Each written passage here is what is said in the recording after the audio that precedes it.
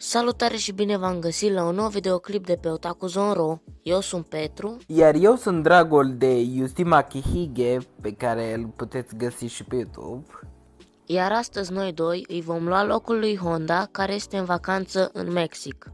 Serios, Honda, la cât de mult am ajutat eu în clipurile celelalte cu review-uri? Serios, de ce nu mai luai și pe mine? Dar dacă mă luai, să fiu sincer, trebuia să-mi plătești netul, cazarea și, bineînțeles, mâncarea, că altceva nu făceam nimic, dar mă uitam la anime-uri timp ce tu stăteai la mare. Mie îmi spui... Uite bă, a postat Honda o poză pe Facebook. Serios? Stai puțin, măcar are pagină de Facebook? Că nici asta nu știam eu. Da, uite. By the way, vă mulțumim pentru suma de 100 de abonați, care eu sincer nu credeam că o să ajungem la ea atât de repede. Cu ocazia celor 100 de abonați, noi astăzi v-am pregătit un clip special Kiss, Hug, Marry, Kill cu fete din animeuri. Normal. Vreau să vă spun, înainte de toate, că Daria nu a putut participa la acest clip, ea fiind singura fată din grup, iar Cristian Giura și Kitachi, ei bine, vă las motivele lor pe ecran.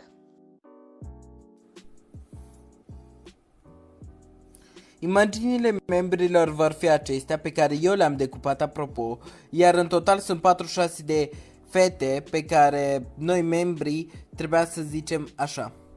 Kiss, dacă am săruta-o, Hug, dacă am îmbrățișa-o, Marry, dacă ne-am căsătorit cu ea și Kill, dacă am ucid-o. De asemenea, tot membrii au ales și fetele, adică câte 5 sau 4.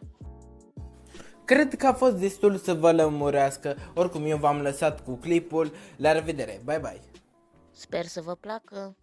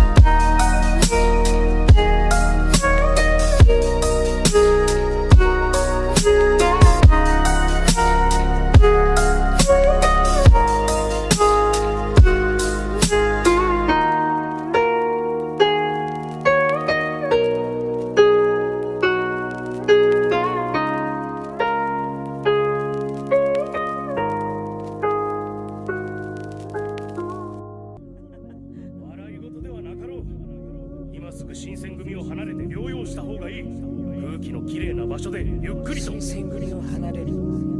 それはできません。